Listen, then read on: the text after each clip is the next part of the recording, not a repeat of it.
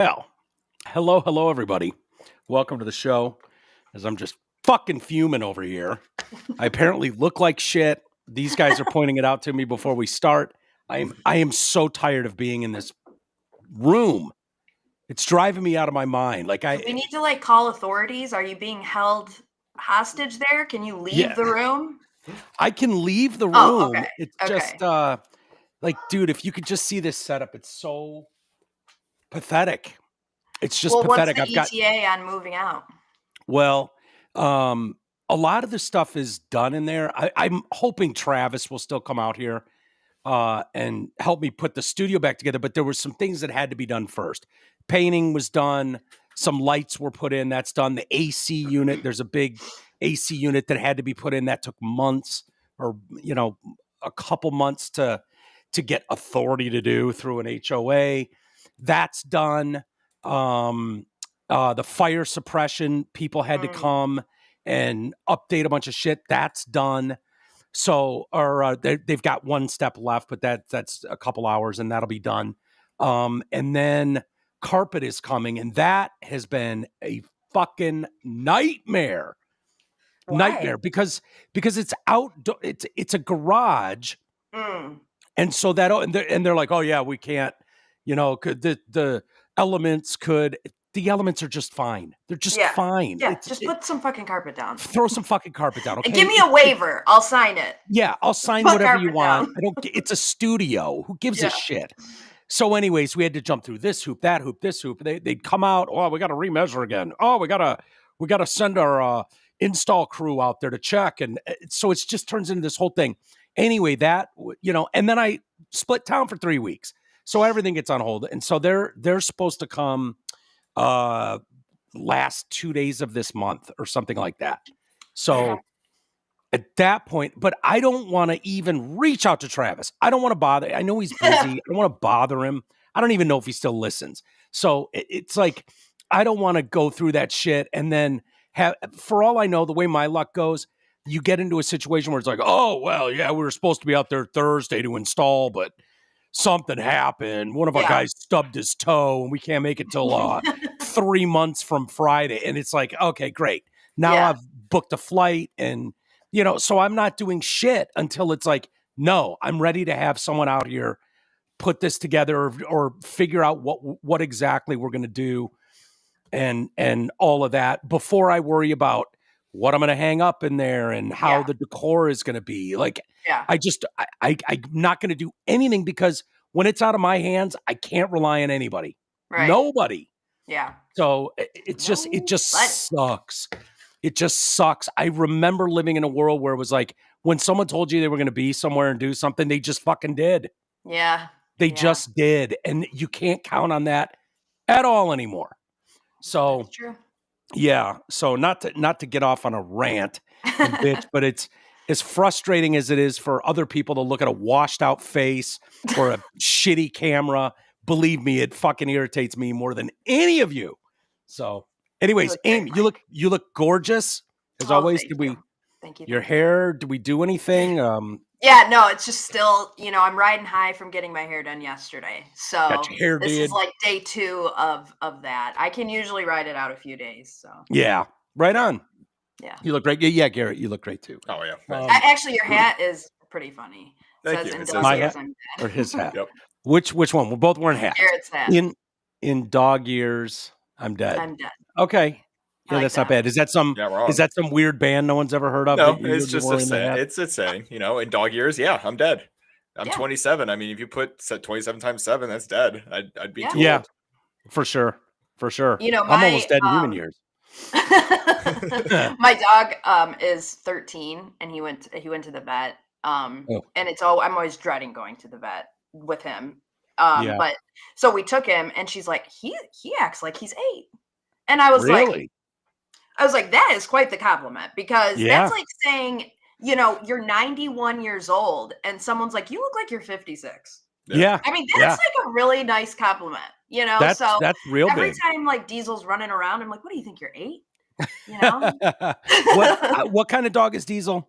Diesel's a puggle, half pug, half beagle. Oh God, they're not known for like super long. Like I know, I would just stop talking if I were you.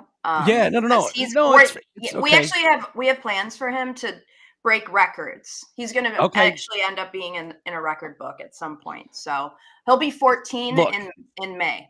I'm not saying anything. I totally get it. That's fine. That's fine. But there are certain breeds where it's like, oh yeah, these ones kick at 8. These ones 13. Cats unfortunately live to like 30, and it's just annoying as shit. No offense to Fat Pants, obviously. We have another dog, Miggy, who's gonna be 10, and we're getting to the point where like, is Miggy gonna die before Diesel? Like Diesel is just like he's deaf, but he's just like kicking along. And I think the key to a long life for dogs treats is people food. Yeah. And getting secondhand high. I think that just really adds to there's something to that, I think. I agree with you on the brown circles. Bowls of brown circles just seems like a miserable existence to me. Every day the same thing. Yeah. It's weird though, because Pants only likes the brown circles. I've tried giving him like fresh salmon. I've tried giving him like dried salmon cat treats and stuff. He doesn't like anything that isn't just brown circle or processed treat circle. Yeah. He's a weirdo. Yeah. Cats don't count. Them, you just throw food in a bowl for a month and you just let them They'll go. eat their human if they die in front of them. Oh, absolutely. They don't give a shit. They're warriors. So I just throw food in a bowl. I don't worry about a cat.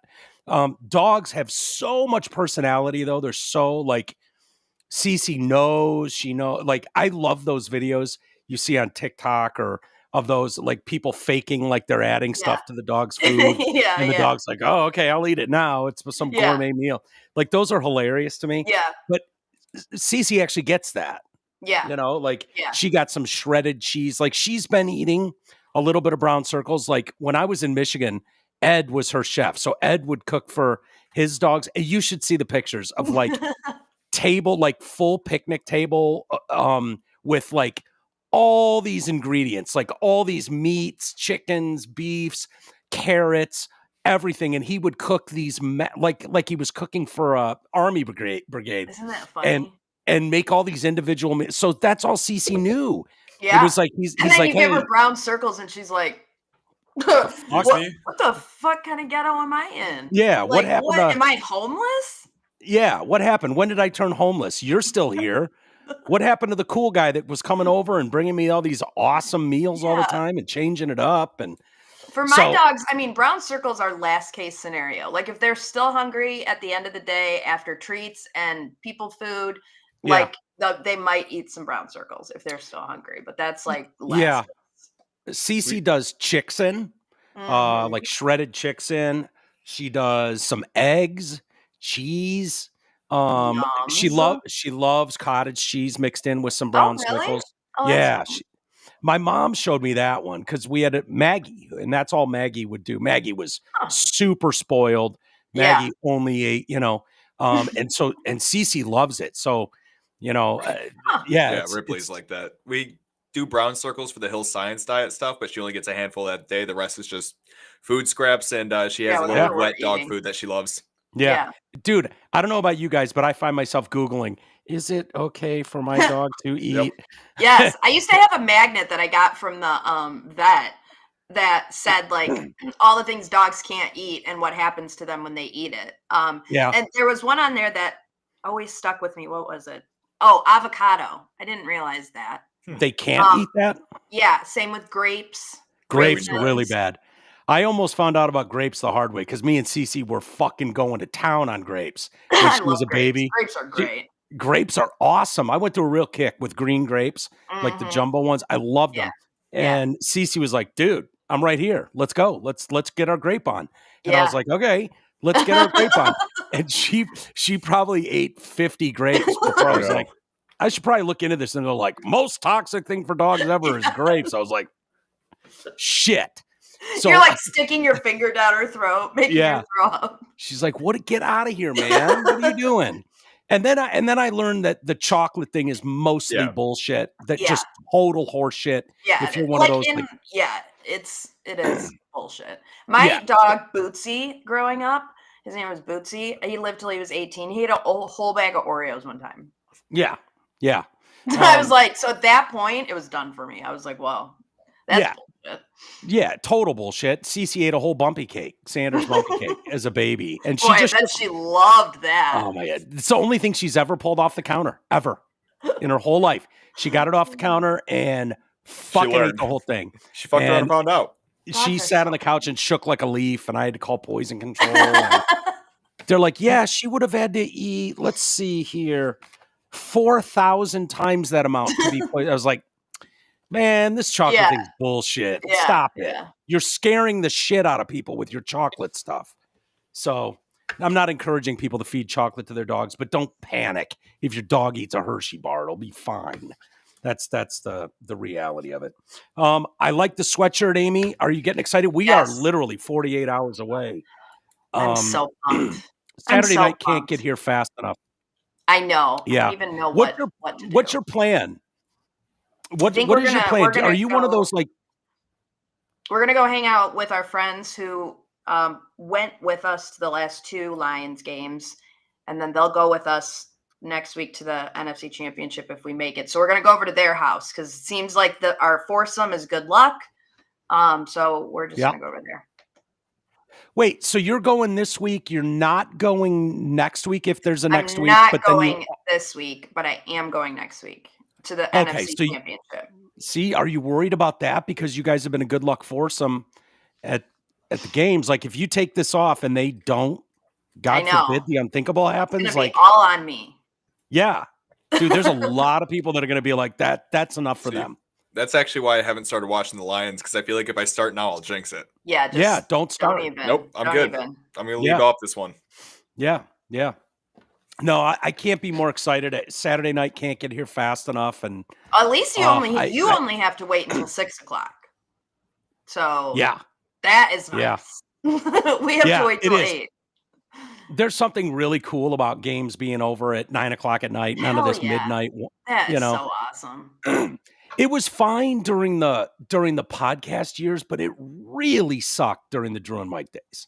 Yeah. When you have to get up at 4 a.m. and like these games go until midnight. I know no one cares, but you have to cover the game. It's the news. Oh my God. Yeah. And there were nights like on Super Bowl when I knew we had to pull a shit ton of audio, for the next morning. Like I would sleep at the studio in my office.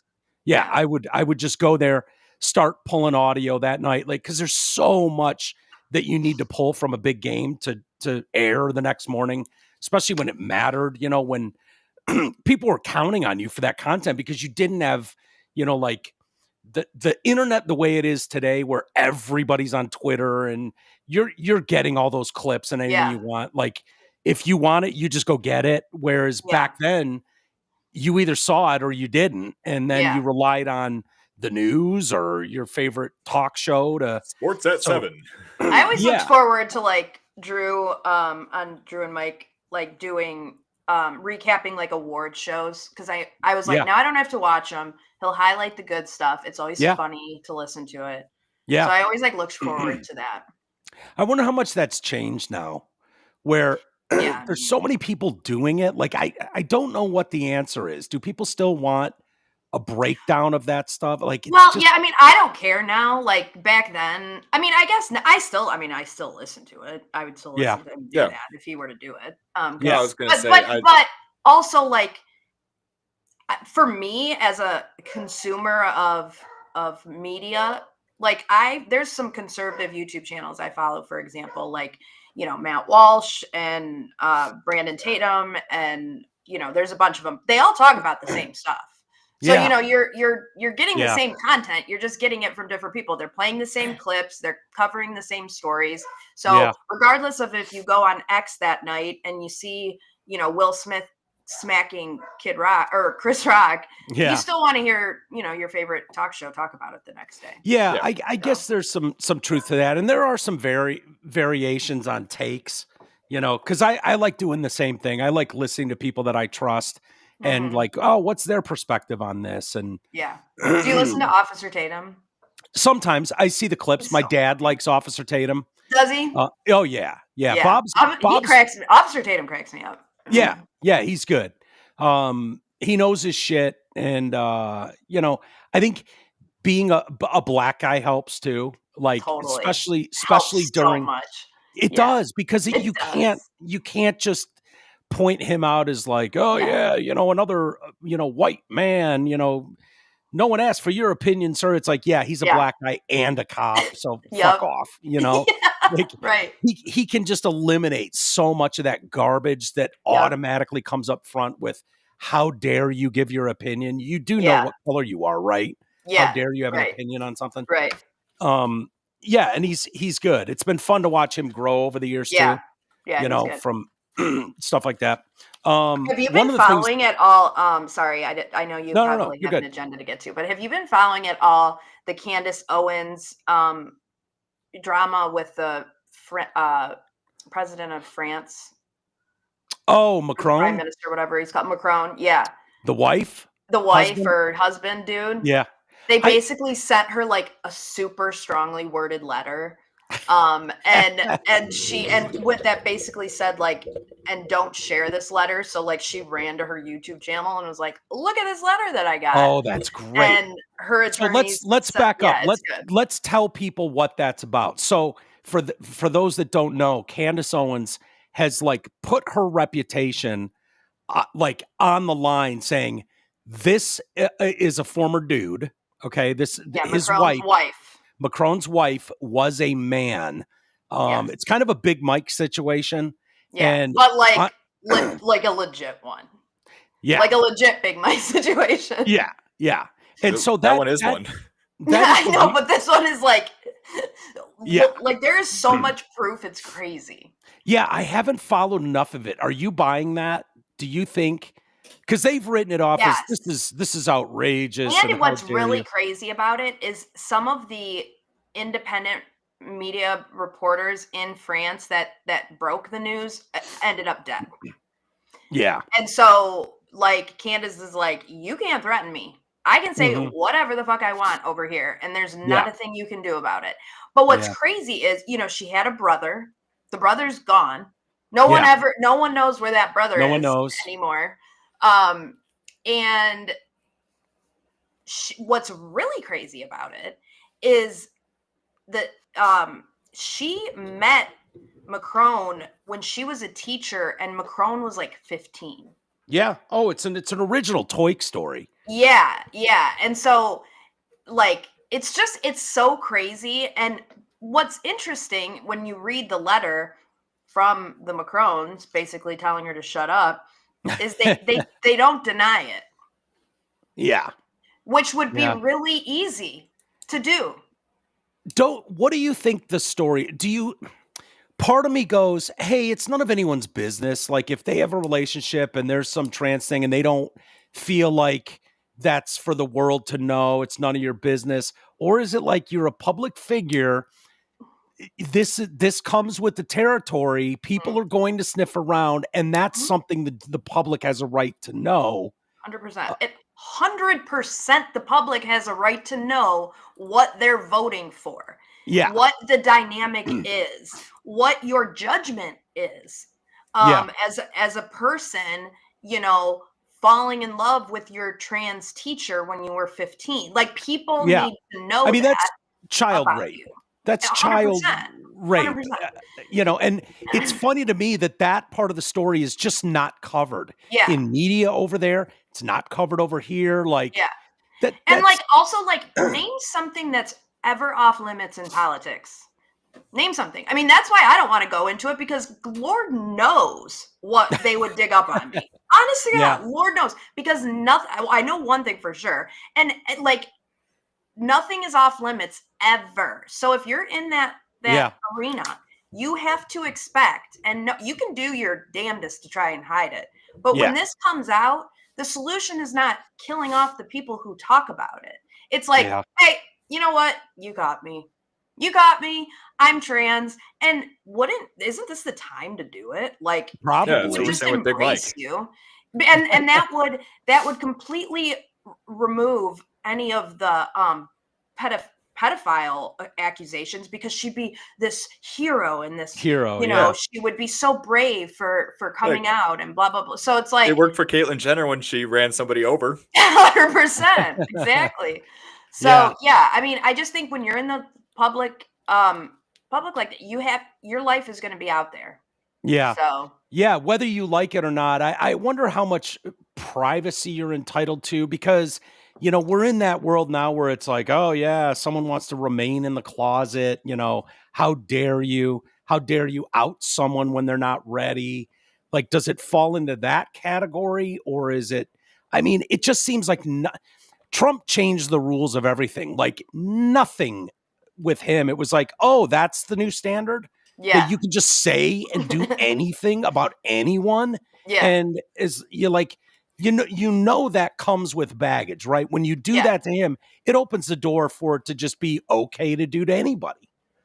I mean, Mike, if Candace Owens was accusing you of being a woman, yeah, instead of writing her a strongly worded letter, wouldn't you just say, hey, I'm not. Yeah. I'm not a woman. Yeah. Actually, I'm not. And, here's me as a kid. And this is what happened to my brother. And you would revel in proving her wrong. Yeah. And making her look like an idiot.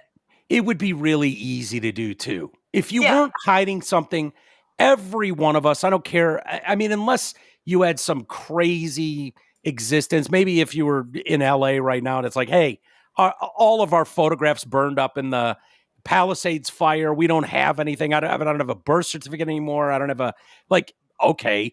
But we could all be like, yeah, here's a picture of me and my sister and my brother and mom and dad. There's something. Here we are. Your cousin that doesn't live in the Palisades has a fucking picture of you when you were 4. Yeah. And you weren't your brother. You would think a leader of a country would be able to come up with some sort of proof to just go, all right, this ends now. This absurdity where, it feels kind of transphobic. You could use it as a platform to go to bat for the trans community and then go, here's proof, by the way, so we can just end this nonsense right now. But the fact that they won't, and Candace coming out and saying that did mean something. I don't know if you watched her documentary on George Floyd. Oh boy, did I ever. It was but so holy good. Shit. It's so good. She totally dismantled BLM. Single-handedly dismantled BLM with what she discovered and put in that documentary. Yeah, that documentary will destroy. I understand for the people that want to further a narrative and don't watch it because it will destroy the bullshit you've been fed. It will eat through all of it. And you'll just be stuck going, fuck. Yeah, I was the mark and I fell for it. Oh my God. Yeah. And, you'll have to really look in the mirror and decide whether or not, you fell for something with George Floyd and the fallout of that. Was that worth it? It's remarkable when you see that documentary. And if it was bullshit, if she was making stuff up, kind of like the Netflix cunts did when they did the Stephen Avery documentary. Right. And it's like conveniently they would go things. with a fine-tooth comb. I guarantee people have gone word for word. They would love nothing more than to bury Candace Owens with her own fucking words. Oh yeah. And the fact that you're not hearing that, and it's like, what documentary? Oh, it's behind behind a paywall. We don't know what you're talking about. Yeah. Same thing with Macron's husband. You're sending me a strongly worded letter, so sue me. Sue me for defamation if what I said is not true. Oh, okay. You're not going to. You're just going to send me a strongly worded letter. Cool. Same thing we said with RFK Jr.'s book. Yeah. On Fauci. About Fauci. It's like, oh my God, there's so much stuff in here. Go ahead. Yeah. I'll humbly wait for the lawsuits, the defamation lawsuits, the character assassinations. Go ahead. And it's like, oh, they're not coming. Why? You got something better to do as an 81-year-old whose reputation is destroyed in this book? Really? Yep. Right. You have nothing? Right. Okay. Tells you all you need to know. Tells you all you need to know. It sure does. And if you think for 1 second that RFK didn't go through and absolutely dial in what he was saying, knowing who he was going after, you're insane. Right. So, right. Yeah, there's probably a ton that he left out of that book that he couldn't 100% prove if he was brought to court. Yeah. But he knows it's true. And as an environmental lawyer, I don't think he's ever lost a case that he took. I don't think he's lost one that he's brought. And he's gone after the big boys. It's the most outrageous and funniest part of this whole, like, we hate everything MAGA no matter what. Like, for all you people that are environmentalists, worried about pesticides in your foods, like, you realize that's your home run hitter right there, right? Right. Like, you stuck one in. There's one on the team. Like, really? You're going to try to destroy that guy? Not confirm that guy? Like, dude, you got one on the team. I can't either. When is it, do you know? Next week, maybe. Okay. There's a handful of them next week. Tulsi might be next week. The Attorney General's was pretty good. She's good. Bondi. Oh, Bondi. Yeah. She's Pam really Bondi's great. And her with Adam Schiff. I've never wanted to, like, leap through my TV and just strangle someone more than every time that pencil neck fucking asshole is on the TV. I know. You have to be so blind with your follow and love of that party to not see right through Adam Schiff and everything he stands for. Yeah, it's for real. And, like, they are watching them all panic about being targeted by Trump is so funny. They're all just like, what if he were to ask you to target one of his political opponents? And it's just like that. Oh, how the tables have turned, my friends, because that's exactly what you did. And now you're shaking in your fucking boots. And that's the only reason they care about it, Amy, honestly, is because they know what they've done. They know what they've done. Like, exactly. They're so panicked about it. Like, there's no precedent in history for that kind of behavior, really, on that level, the way we just saw it over the last 4 years, last couple years, really. There was no precedent for that until they said it.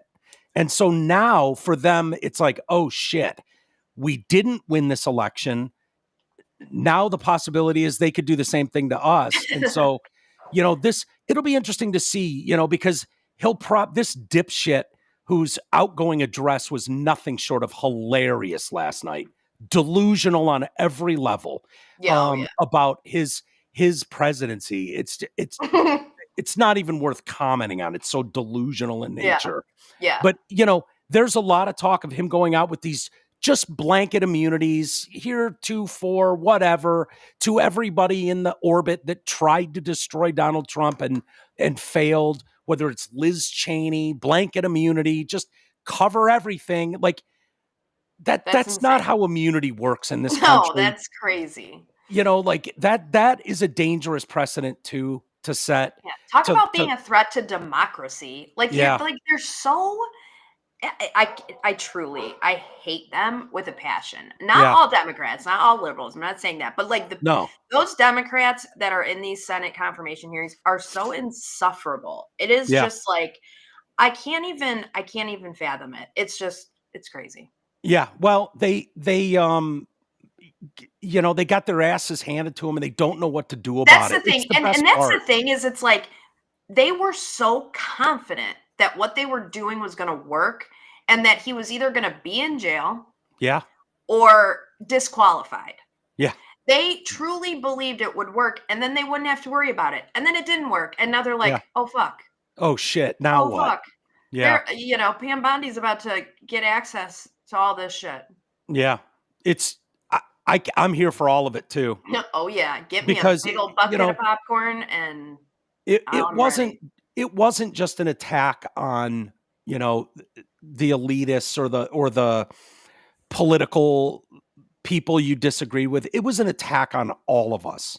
It really was. Like, what fucking banana republic America are we living in? And it was so obvious. Yeah. It was so obvious. Yeah. Like, 1, okay, whatever. Yeah. 2, and then 3, and then 4. Like, what are we doing? What are we doing here? No, it's not coordinated. Don't worry about it. It's not coordinated at all. No. They were just so confident one of them was going to stick, and none of them did. It's not so even close either. fabulous. It's just like such a chef's kiss.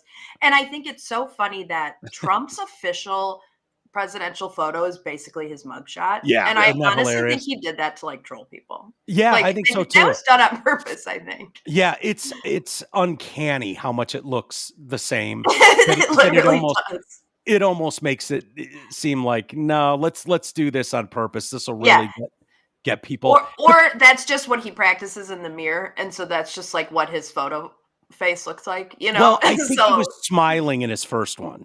I think it'd be better if it was just his mugshot. Yeah, I know, which is why I think he made it as close to his mugshot as possible. Yeah. I think he was smiling in his first one, and this one was like, no, we got shit to do. So it's going to be really cool. It's going to be, I still see people that are just full on meltdown, but I don't think people are following along. I think they represent a very loud minority, and they're finally put kind of in their proper place, where people aren't afraid of them and the damage they can do to you and your reputation with no regard for, anything like that is like you so overused that card and played that hand. It is what it is, but it's been very cool to see. Some people are stuck in it. I'm sure this clip's going around a lot today. Did you see Bill Burr on Jimmy Kimmel last night? And we'll watch it. Kimmel mocked and Burr kind of mocked those criticizing politicians for the handling of the wildfires in California. Do you want to pull that up, Garrett, and we can watch it? This is so offensive and it's just such bullshit. I heard you had to evacuate your home. Yes. Like most people, I had to. I got lucky, the winds moved, but, the fire was coming and all that stuff. So I feel lucky. Are you guys back in? And I think everybody did a great job. Yeah. Unlike the internet, Yeah, right. I know. It's right. Oh, my God. All of these fire experts. Why didn't you just fly a helicopter into the ocean? And then just, I don't know, because there was 100-knot winds. You want to do that? You want to do that at night, you lunatic? How are you? This was definitely mismanaged. That's a big word we're hearing now. Mismanaged, like some idiot on the internet knows how to manage the worst fire in L.A. sitting there in his underwear. You know what? Looking at the footage on the internet, I have determined that this here was mismanaged. You know about helicopters because I remember, and it's interesting now thinking about it because you said that. About it. I know about the one that I fly. Other than that, I don't know anything about it. You know but something. If you're on the internet, you know everything. I hope you know about it because you said that you got your pilot's license in case like all hell broke loose in L.A. You could get out of L.A. and at any moment did you think I'm going to make a run for that helicopter? Well, the error in my thought was I didn't realize how expensive helicopters were. So all I have is a 2-seater, and I didn't want to have to make Sophie's choice with my family. So all right, good enough. I think. All right. Yeah. He's lucky he's so funny. Yeah. Yeah. A little tone deaf there, but funny. Yeah. So tone deaf. Here's what I'm starting to figure out about Bill Burr, because this isn't the first time he's done this. When a topic doesn't align with his political worldviews, he does this where he kind of takes a knee on it, and he pretends everyone who doesn't take a knee is some fucking total retard out there. He did the same thing when he went on Rogan's show when COVID started. And he went in there and Joe was like, yeah, this COVID, man, can you believe this? And Bill cut him off in mid-sentence. There was a clip that went around and all the lefties cheered him like, yeah, how dare you read a book and try to inform yourself on what's going on? And he was like, no, Joe, we're not going to do this where we pretend to be experts in a medical field. We don't know anything about it.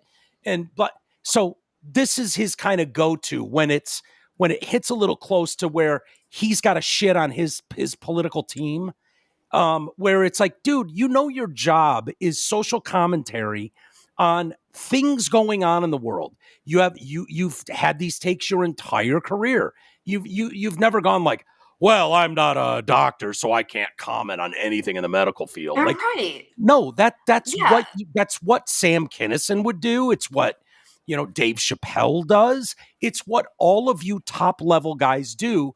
And you can kind of help shape a narrative, cut through some bullshit, say what needs to be said, call out powerful people in the moment when they want nothing but cover from a landscape media. You really need kind of those voices of people going, yeah, I'm not buying that bullshit from the powerful.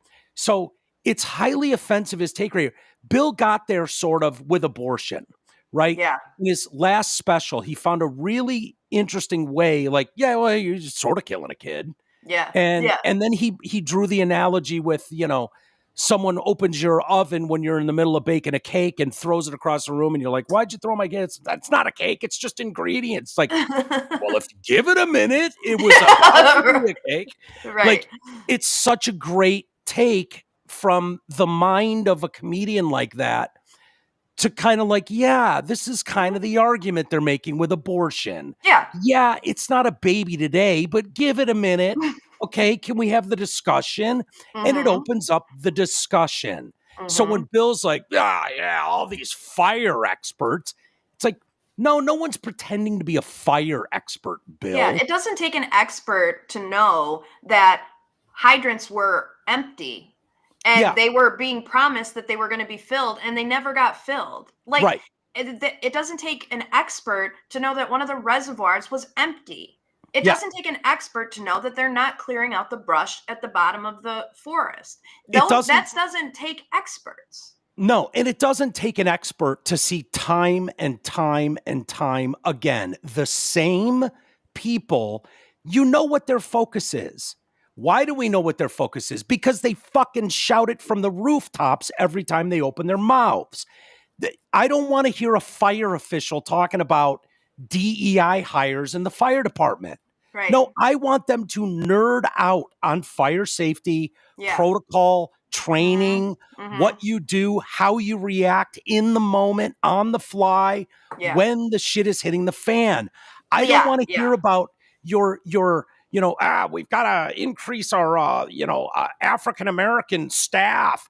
When it's like, no, when I have an emergency at my house and I need a police officer, no one gives a shit about what. No, I want to know that you guys are on top of this. You have to be the pro in that moment. And so that's what people are calling out. Did you see the update? I think it was somebody from the fire department. I don't know if it was the fire chief or who it was, but she was giving an update and she's like, my name is so-and-so and my pronouns are she and her, and I am wearing an all black clothing. I have a short haircut with brown hair. And it's like, get to the fucking update. Do I need to evacuate or is that new? Is that new? It was or is from, that... I don't know if it was from a couple days ago or what. Oh, so it's recent. Yeah, like from this like wildfire situation. Yeah. It's like, what are we doing? Nobody That's cares. not going to hold, because these people don't really believe what they're saying, which is why Michael Rappaport comes out yesterday, like we talked about, and then just goes on a diatribe and says basically what you and I have said, almost verbatim for years. Yeah. Like, it proves he didn't believe anything. And when the oven got hot enough, the truth came out of Michael Rappaport. Right.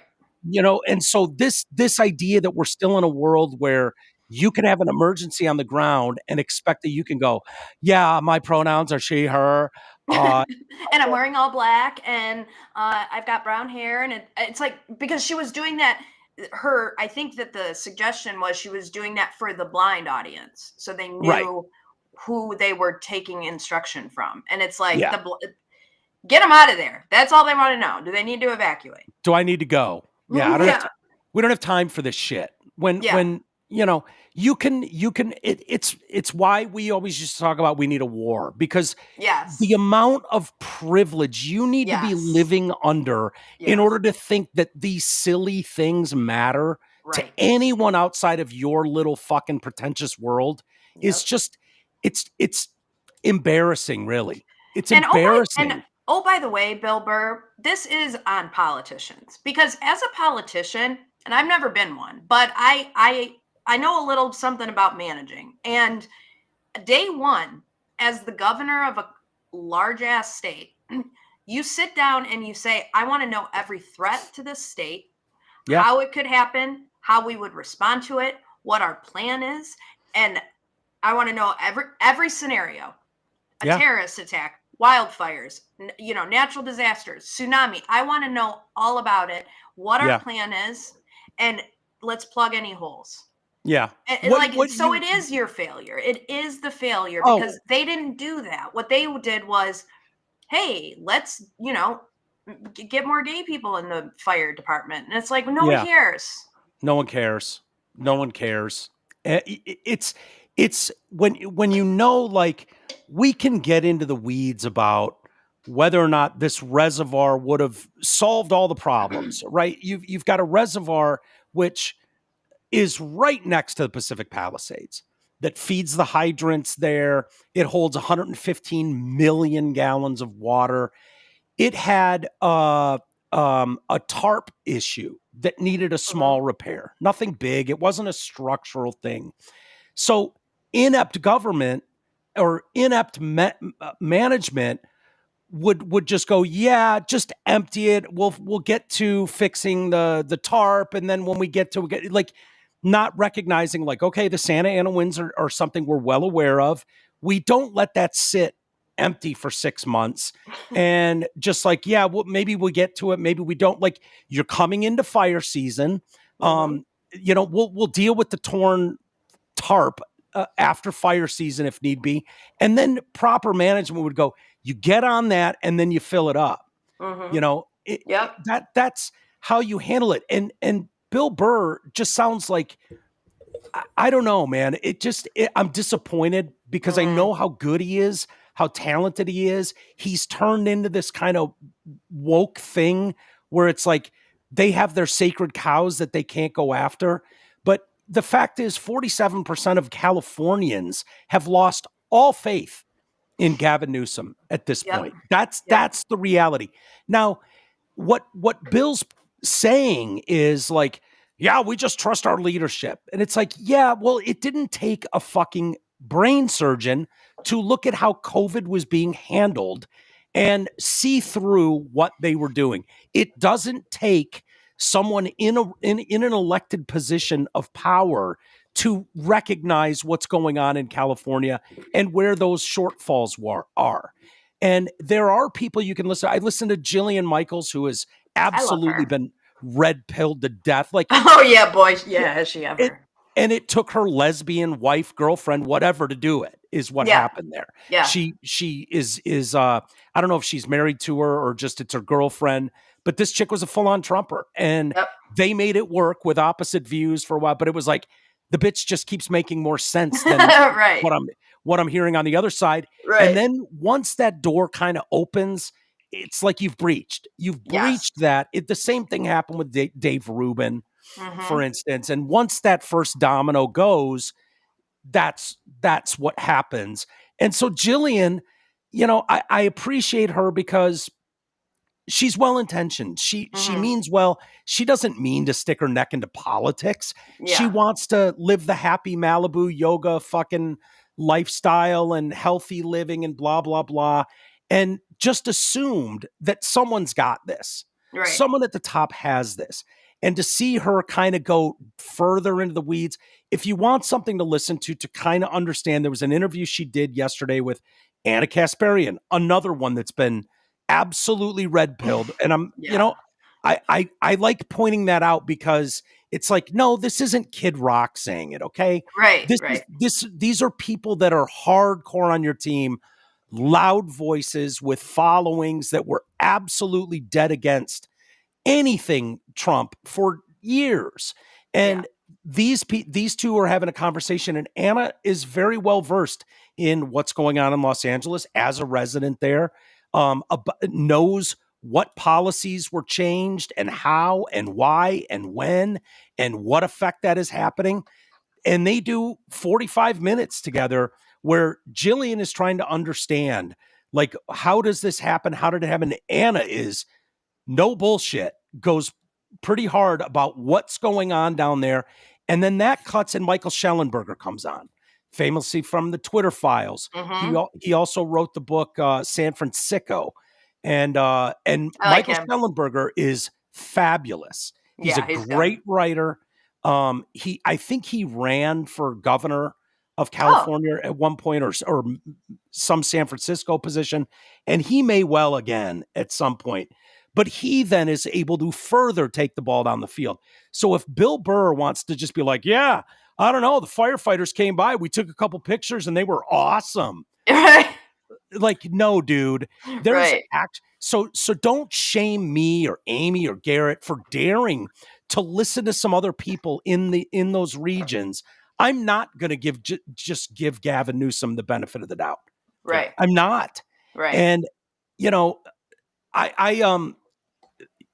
my parents live there in Northern California half the year.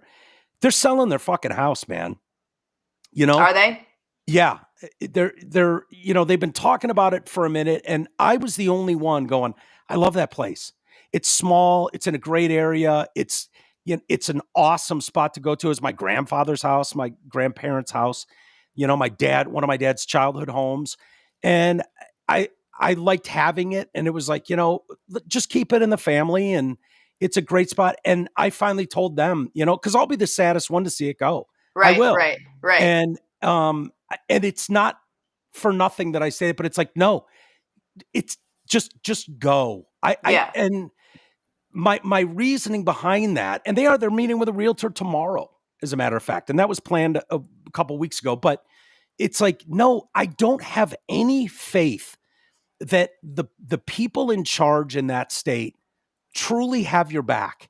If something goes down, LA should be a test case for you.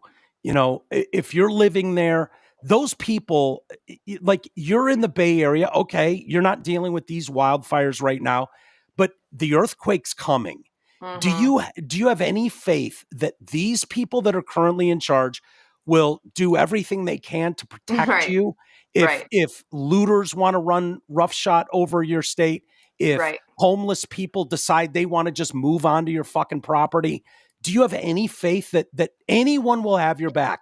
The answer's no. No, hell no. The answer's no. Resounding now, hell no. Would I say that if the house my dad happened to grow up in was in Florida? I would absolutely be like, no, Ron DeSantis has that. His team's got that. If you think you're going to go just wiling out in Florida, you're out of your mind. Yeah. It doesn't the thing is like, nobody's saying that Ron DeSantis can prevent a natural disaster from happening. Nobody's saying that. No. Wildfires are going to happen, but have you done everything you can to try and limit its damage? Mm-hmm. And are you prepared for when it does happen? Do you have enough people? Do you have enough resources? Yeah, that one reservoir wouldn't have stopped the wildfires, but you can't tell me that having 100 million gallons extra of water right next to where the fire's happening isn't going to at least help the situation. It's going to at least help. You would have saved dozens of houses, probably. Like, what do you think? That wouldn't have done anything? Those are the types of things that it's complete and utter ineptitude. It's complete ineptitude. And they do, tackle this stuff with earthquakes. When they're doing construction out there, the construction is done differently. They have updating that they do when they do construction out there to kind of earthquake proof or fireproof. And, a lot of people will not use wood if they can. They'll use a lot of steel and concrete, if you could afford it. Are those the houses that survived? Probably that are like built like that. Yeah. Yeah. And they're expensive, to do that kind of construction, when you're talking about, and I'm certainly no expert in this at all, but I know that that's some of what's going on out there. But you look at, kind of what you were talking about, like, I've never run anything, but I know what I would do. Like, the day one you get in, you go, okay, what are our biggest potential weak spots? I don't need to know about where everything's awesome. That's not what anyone cares about. I'm not worried about that right now. But if shit hits the fan, where do I need to allocate resources or keep an eye on or potentially look to put help in certain areas. Look at something like the Paul Getty Museum out there. Okay, the Getty Art Museum, for instance, which is right off the 405, Santa Monica, Pacific Palisades. There's multiple campuses. It houses Monets and Rembrandts, Van Goghs. Like, this is a spot that it's like, no, we can't just move, these paintings from all over the world. Oh, there's a fire coming possibly next week. Let's just pick everything up and move it. That's not how it works. And so you look at, and my cousin works there, full disclosure. My cousin Julie works at the Getty and has for many years. And, when you're talking about priceless art that you need to protect, it fucking kills me more than anything. I don't give a shit if some guy, lost his botanical garden or his whatever. But when you're talking about Mel Gibson lost 1600 16th century literature, it's like, well, that fucking sucks. Right. Well, he got a win today. What's that? Mel Gibson got a win today. Why? Trump just announced that Jon Voight, Mel Gibson, and Sylvester Stallone are going to be special ambassadors to Hollywood. Oh, nice. Yeah. Yeah, I saw that he was announcing something. Did they accept anything or? That's what they're doing. I guess they're going to be his eyes and ears in Hollywood and what's going on in the industry, which is funny because Mel Gibson. Love it. Jon Voight, Mel Gibson, and Sylvester Stallone. He needs to get Dennis Quaid in there. That'd be funny too. Yeah. Quaid is talking a lot. Oh yeah. Good. He's I love great. me some Quaid. But when you're talking about, okay, how do we protect areas? If you're talking about elite leadership, that's how you rebuild a bridge in 3 days, like DeSantis did in Florida. Like, no, this is a main spot. This can't go down. Fucking get it done. Get it done. I don't need to hear about how many gay people are working on the project. Get it fucking done yesterday. Yeah. You got 3 days. Knock it out. Yeah. And when that emergency happens, that's all anyone cares about. Not how many trans people are there, how many flags you can hang from the fucking work crews vests. No one cares. And so when you look at the Getty, for instance, it's a fortress. So it's complicated to move stuff, really valuable artwork under the best circumstances. Last thing we would try to do is move en masse. The center was designed to withstand wildfires. Everything from the construction to the landscaping was built with safety in mind. It's a 12-building complex, sits high above the access road, safe distance from the Santa Monica Mountains. The galleries are located 655 feet away from the arrival plaza with an expansive barrier of travertine marble imported from Italy that gives you 655 feet of this stone that the fire doesn't penetrate. This was chosen for the construction of the site, not simply because it's beautiful and Italian, because it's highly fire resistant as a construction material. As soon as a red flag is issued, the Getty grounds crew begins soaking the land, where they've got their own irrigation system, own water supply. They've got a tank with 1 million gallons of water on site. Wow. They're not waiting for fucking California management to come take care of them. They got that shit themselves. Wow. They go through 24-hour, round the clock. They have people there taking care of that. Their minimalist landscape design with sparse vegetation reflects concerns. A lot of the plants we have in the immediate proximity to the buildings are either things that will burn out super swiftly or are plants that retain a lot of water themselves, like acacias, which hold water and actually can help fight the fire. The walls are reinforced concrete, fire-protected steel. There's auto fire doors that seal off an area so no smoke can get in. They generate their own oxygen in those things and recirculate their own oxygen, so no embers from outside, nothing. That's crazy. It's like out of a movie. Yeah, it's like the house equivalent of the vehicle that the Trump rides around in. The limo. Yeah, the presidential limo. Beast? That's like, that has like his blood in it and shit. Yeah, exactly. It can drive on flat tires and. Oh yeah, totally bulletproof, everything. Yeah, it's out of a movie, but you can do totally it. They've got a campus, the Getty, with like a Malibu location, still standing. doing just fine. They knew within 10 minutes of that fire starting, the staff knew exactly how to respond as the Palisades fire threatened the Getty Villa, a recreation of a Roman villa on the Malibu coast. It was not damaged in the blaze. Everything was cooked. That? Not that. Within fewer than 10 minutes of the fire breaking out, we had changed the air handling system so that no smoke could get into the galleries. Incredible. So, yeah. Incredible. So it can be done. It can be done. And, I'll also say one last thing about the government and their ineptitude. You can hate the insurance companies all you want. And, that they pulled out of the state and they canceled people's insurance. I get it. But they did that because they tried to raise the premiums and California told them, no, you can't raise the premiums. So to me, I would like the option of paying a higher premium or getting my policy canceled. I don't necessarily need the government to make that decision for me.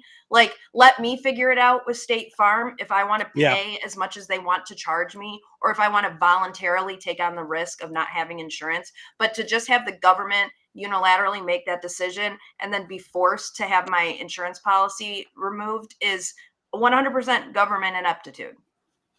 Yeah, it is. And it's why, I know I'm on the fence with this one, with the insurance thing, because what I'm hearing too is they're looking at things like, okay, well, you want us to insure all these places. We know these are fire risk places, and you guys aren't even clearing the brush. Not doing anything. You're not doing the management required to mitigate or limit the damage when we know this is likely to have a problem. We're not going to insure it. And so California's answer is, we'll have a new law that you have to insure. Think about that for a second. How do you force a business to do business? Right. They just go, we'll just fucking not do any of it then. We'll just move somewhere. Insurance is all, it's evaluation of risk. Yeah. And I can promise you that if, the state of California was saying, hey, this is what we're doing every single year to reduce the risk of wildfires. Yeah. When you do those types, it's the same reason, I have health insurance. I get little bonuses if I go onto the website and take a nicotine test to show that I'm not a smoker. It proves that I'm, more insurable. There's a reason that insurance companies do those types of things, because they're trying to, it's the assessment of risk. And if it's too damn risky, why would you expect, you can't force them to just take that risk on. That's not That's fair. Also the problem where then the government steps in and starts hitting your taxes and punishing you if you don't have the insurance. So it's it's forced for the person to have insurance. It's also forced for the company to have the insurance put on people. So it all comes down to the government's the problem. Yeah. It's a shit show, but you can't just be State Farm hates people, Allstate or farmers. Right. No, they have a job to do, and their job isn't to just give money away. It's if nobody else is doing what they're supposed to do at a minimum, and I don't know what the answer is in California. You've got earthquake zones, you've got extreme fire dangers, where it's this doesn't make any financial sense for us to take $500 a month from you, and then we're on the hook for your $10 million property. What? Right. How does that work? And on top of that, you're not doing it's just 16-year-old boy, 16-year-old girl go get their driver's license, and the boy costs twice as much. Why? Yeah, because why? They're assessing the risk management of we know how fucking boys are at 16 versus how the vast majority of girls are at 16. Yeah. We know they're more reckless. We know they live more dangerously and are going to cause more accidents, and it's going to cost us more. Yeah, and you know who probably didn't lose their insurance in California? The fireproof houses. The ones that had mitigating circumstances, fireproof materials up, that built that, those people, I promise you, didn't lose their insurance because they could prove that they were doing things to hey, I'm a better risk because it's less likely that my house is going to burn down. Yeah. And I mean, that's the, and until you can tell me, I mean, what's the alternative to insurance? You just, the government pays if something shitty happens to you? Like, is that people's solution? Honestly, I don't know. Well, what's better than the insurance? Well, I think they're going to have to have some sort of conversations maybe out there about, because you and I are the least fans of socialism of anyone I know. But if you had like state coverage or, almost like a national thing, but something in a state, and it would probably apply to Florida.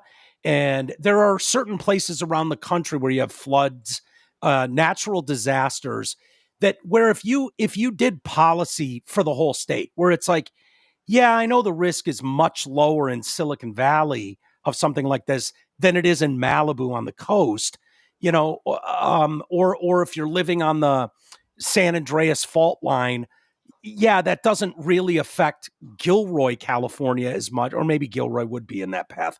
But there are certain hot zones, but it's like, okay, well, we've decided to socialize almost our insurance and everybody's paying the same. And so when one of those hot spots is hit, we go in and I would be fine with that. Like it's almost like an additional insurance rider that you have. Like you still carry your own private insurance, but you also, I don't know, you pay an extra $100 or something on your taxes, and it goes towards this general insurance policy that you can, make claims to if a natural disaster happens and your regular insurance, catastrophic insurance.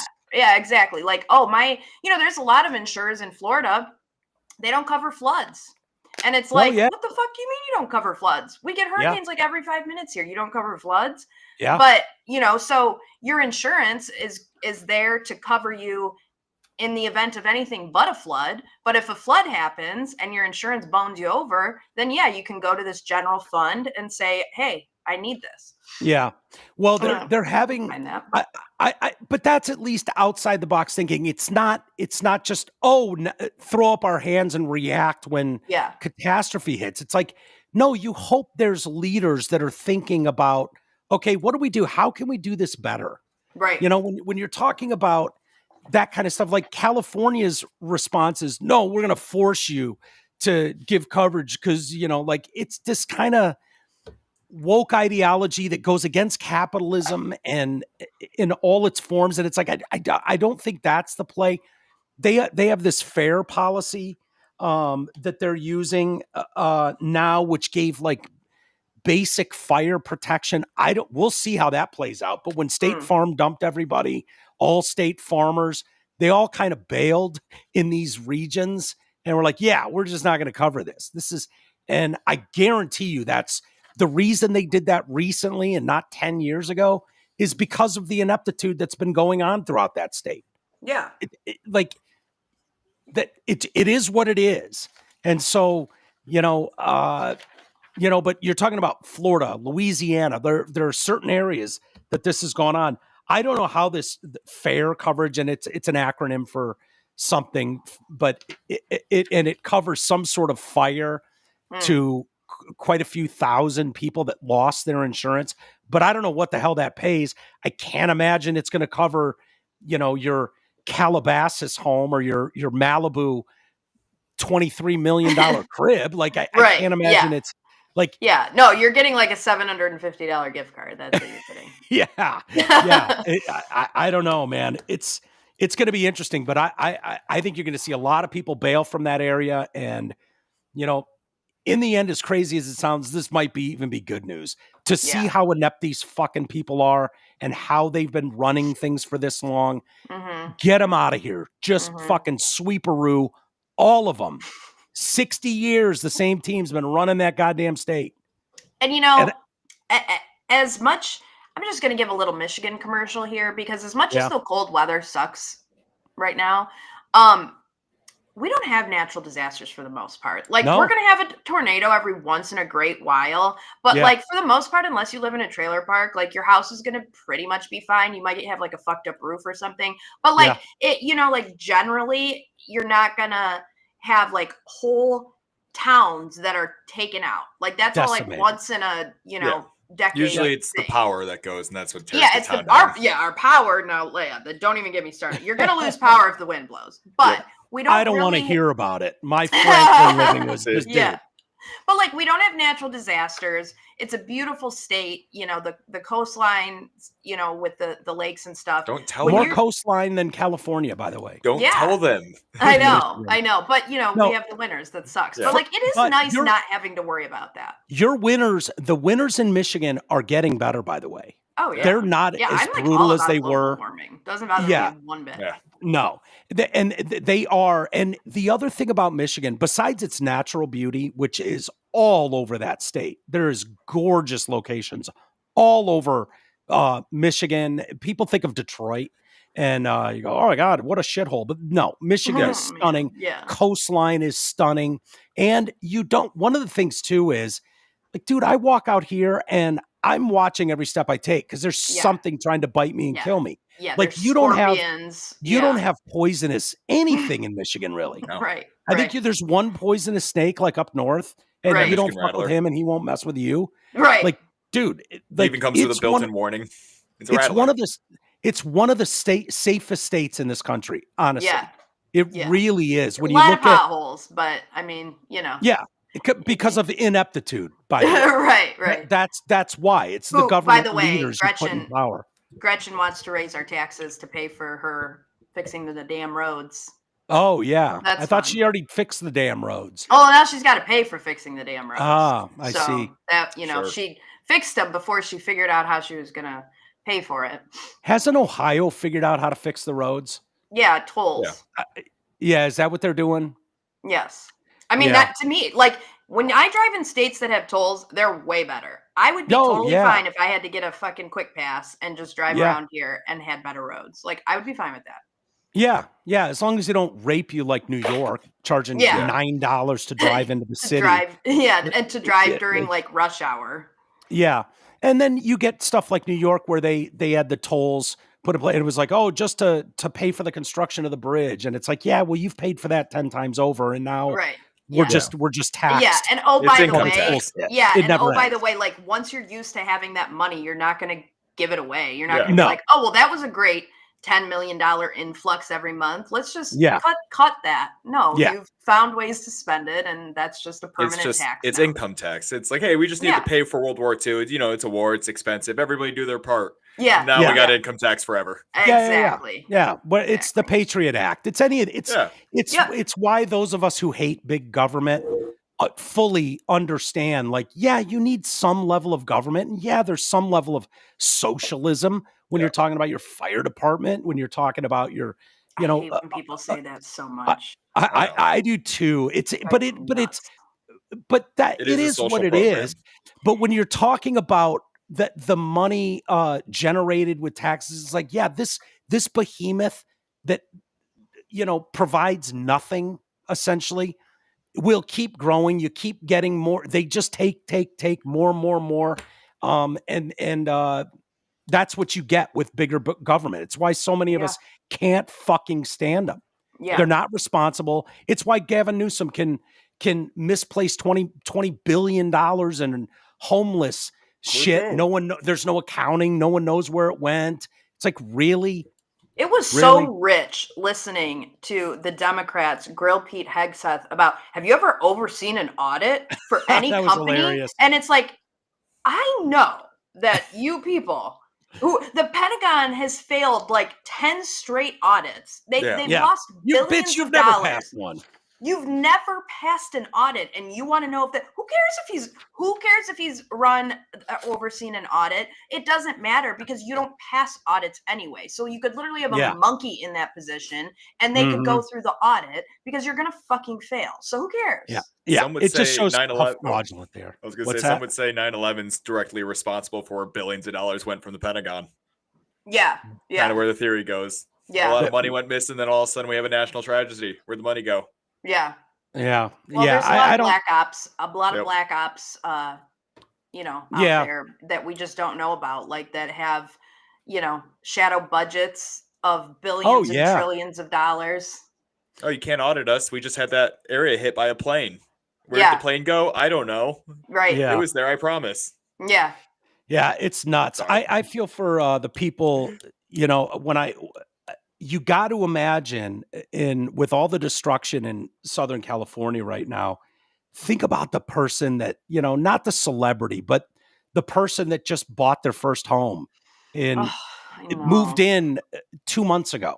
Yeah. You know, like, dude, I don't even want to know how long that's going to take to rebuild or square or figure out. You know, I was reading about this 64-year-old woman paid off her mortgage on $1 million home in Los Angeles, absolutely destroyed.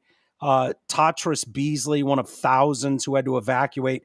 I paid off my house December 17th, 24, and then lost it January 8th, 25. Dude, I would My be house like, burnt I down.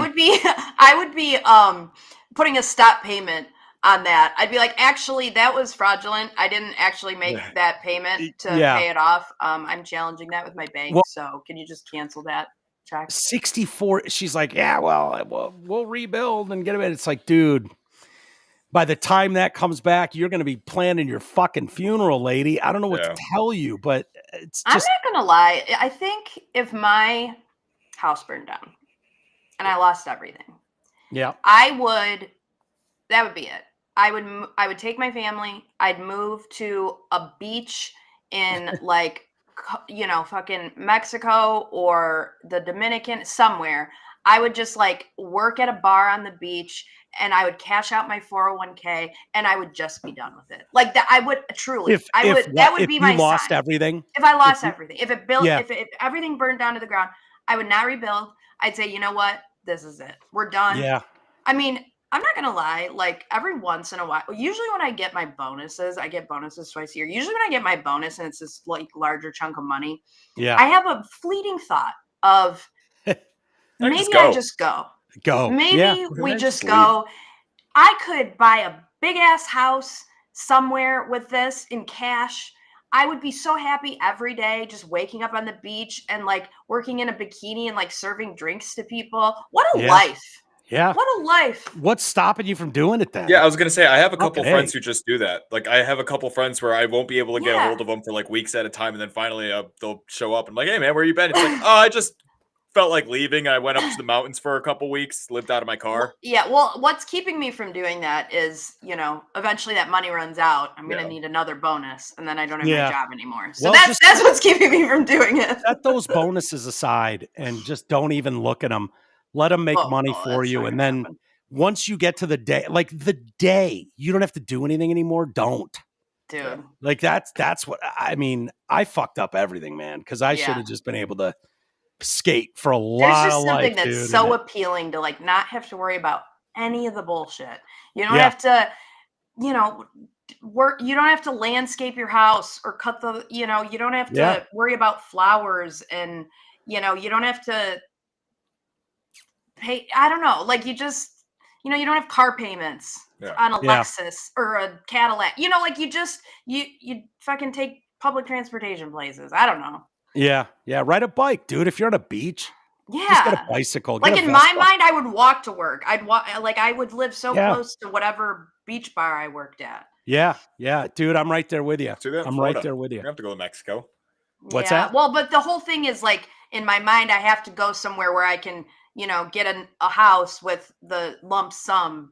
That's always like, you know, I could go buy a hut in Mexico right now. Yeah. With this, you know, you would need your comforts. Like you'd need proper TV, satellite, so you could watch all your teams, like shit like that. Like you would have to have better weed because the weed in Mexico is shitty.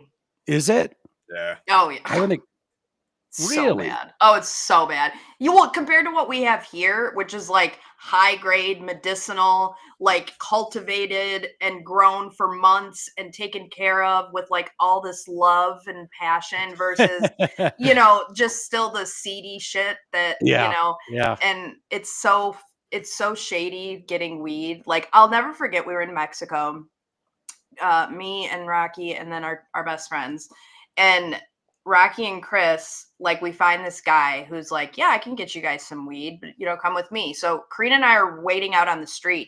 And Rocky and Chris just go in this building and we're like, we might not ever see them again. Truthfully, like I don't know what they just walked into, and they walked into this like restaurant, into the bathroom, and the guy gets on the toilet and he goes into the ceiling, and they're thinking he's getting a gun down. He's getting and a gun. Just gonna shoot us, But he, goes in the ceiling. He gets the drugs out. He tries to give him, cocaine too. Yeah. They're like, no, it's just weed. We're good. We don't need your fentanyl cocaine. Coke and or smoke. But it's so like seedy and just weak compared to what we have here. So I would need that. Yeah. I remember going to Mexico, Coke or smoke, they would say on the beach. Yeah. I was going to say, like, cocaine, can't you just get any drug right off the taxi drivers? They usually keep something on hand. Oh, probably. Yeah. Yeah, I have to build myself up to it, like, to get the courage. Like, I have to, like, do you think that guy's? Do you think that? No. It's like an unspoken rule that the taxi drivers in Mexico, like the popular towns, if you just ask them for anything, they have it. Okay, good to know. Or at least a guy who has it. Yeah. Yeah, I don't know about that. I do. I remember him walking on the beach. People. Yeah, that's where we found out. Yeah, I had that. Yeah, sure. They just say shit when they walk by you. They're like, But next thing you know, you run into the Mike Lindell guy. My wife's really going to be upset about this. Like run into those dudes. Yep. I think that was in Mexico, Yeah. No, when I was in the Dominican, I had a guy come right up with a monkey. And he's like, "You want weed?" I'm like, "I'm good. It's very illegal here, and I'm a tourist." Yeah, but he had a monkey though. Yeah, he had a monkey though, and then he tried I would to. be like, "No, can I fucking talk to your monkey?" then he tried to like put the monkey on you and get like for $20, like take a photo, $20, take a photo. I'd I'm be like, okay, get the monkey off me. Take all my money and give me that. They money all have right money. They will take all your money. You get your wallet. Yeah, taking I know. all your money. Yeah.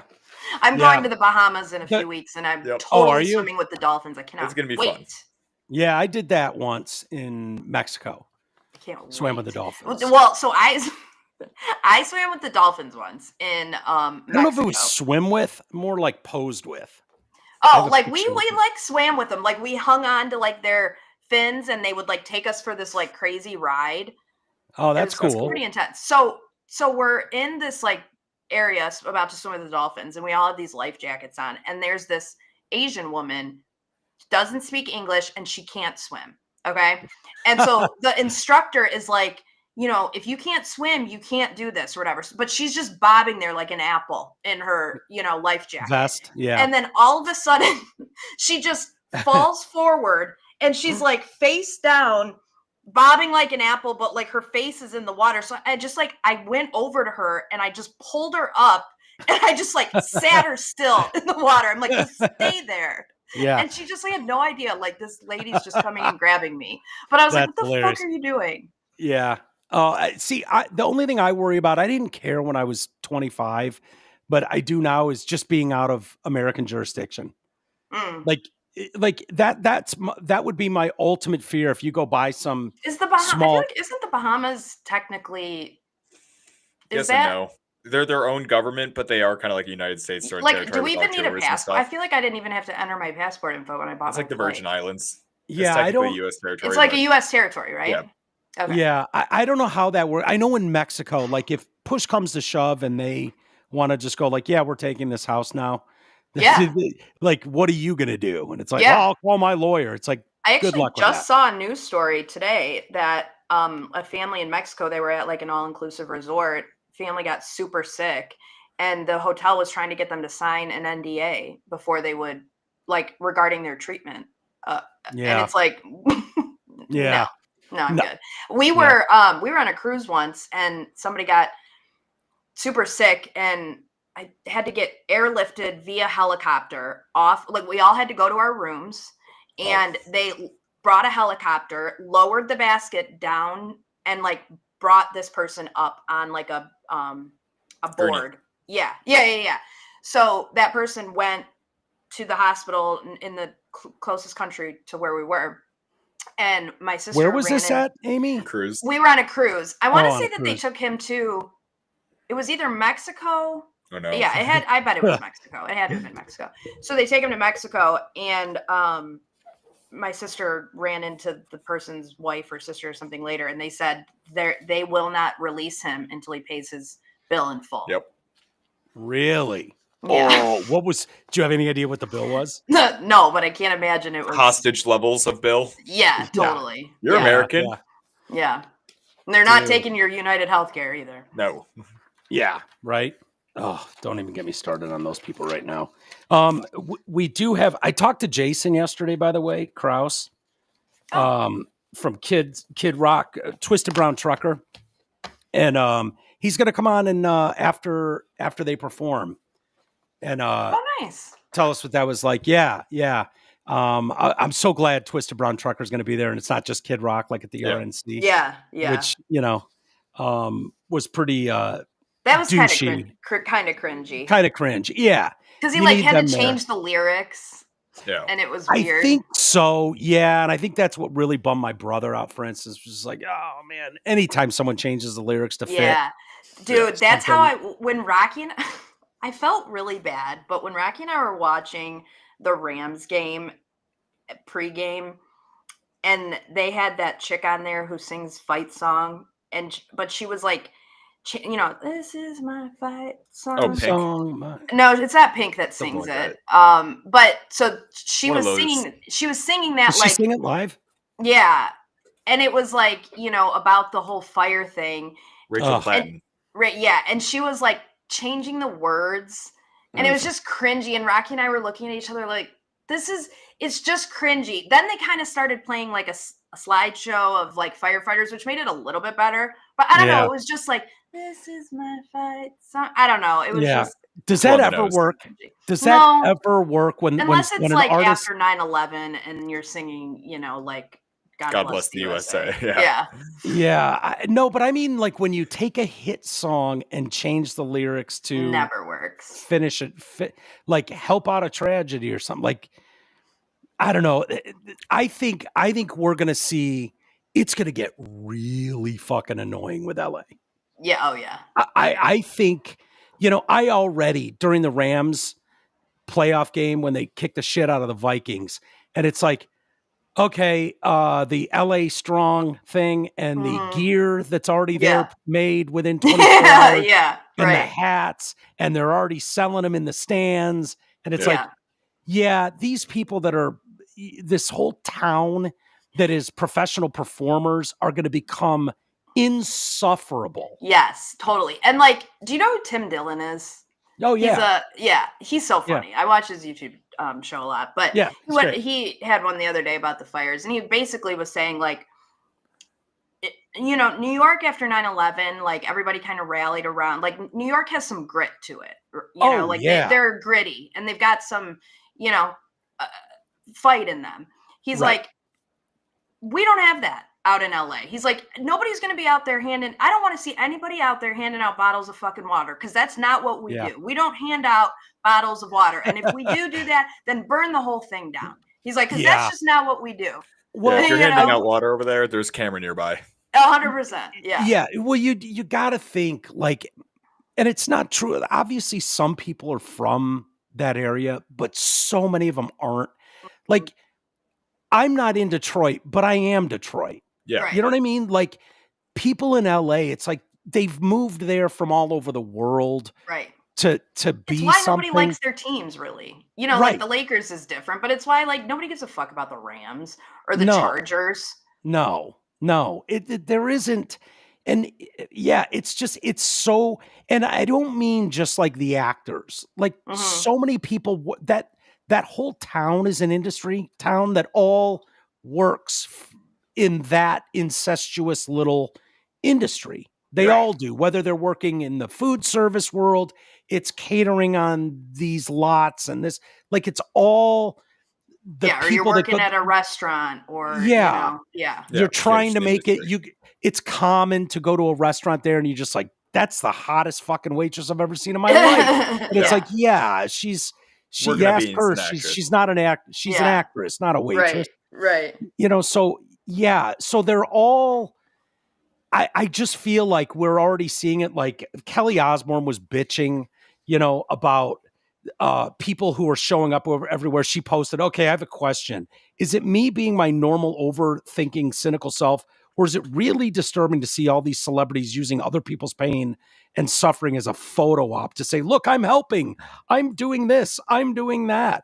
I don't believe you help because you get attention for helping. I believe you help because you want to. I'm so confused. I think it's so wrong. No one asked you to come out and give hugs. Go home. 100%. Like if Meghan Markle showed up at my doorstep when I just lost all my shit in a fire, I'd be like, punch her. What are you doing here? Yeah, I don't need a hug. Punch her. That she's one of the ones they're pointing to. Her and Prince Harry. It's like, what the fuck are you doing here, dude? Yeah. Can you go home and make up with your family? And they live like 40 minutes away. Like it was a jaunt. 80 miles. They live 80 miles from there. Yeah. And it's like, what are you doing here with a camera crew?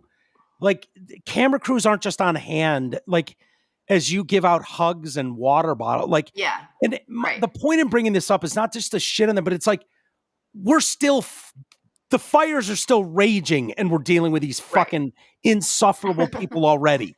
Right. This isn't like 9/11 where, you know, like that happened and now there's the fallout. Like, no, they're still battling the fires and they're expecting more wins. Like we're in the middle of the tragedy unfolding and already it's like, you already have hats and t-shirts. You're already fundraising. You're already like, fuck.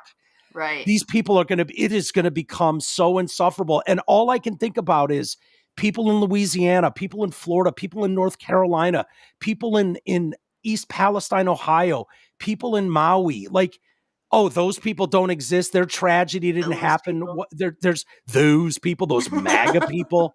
That's what they mean when they say MAGA, by the way, is all those people.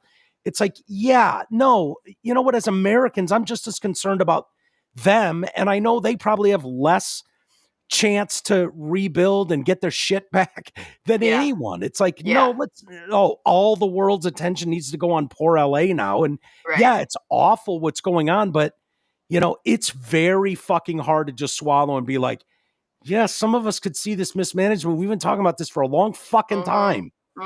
You know, excuse me, I'm sorry. You know, you look cute in your new LA Strong shirt. Right. We'll get there. There's other shit going on too. It's just infuriating, but it doesn't surprise me that the Kelly Osbournes of the world are like, yeah, I don't need to see another celebrity giving out hugs and water bottles. Totally. Over there. Mike, did you happen to see the video of that Proops in Houston, that canine Proops? Which one? Proops. Garrett, can you see it's all over X, man. If you go to X. Yep. I'm gonna spoiler alert, the dog survives. But basically what happened is he identified like a bad guy hiding in a dumpster. And that guy shot the dog. What? And there's video of all of the officers carrying the dog to a helicopter. Oh, yeah. To save it. And he ended up living. And he's a hero. He's a hero. I love that guy. He knows what he's doing. Got it right here. Look. Dude, I love this shit. Oh.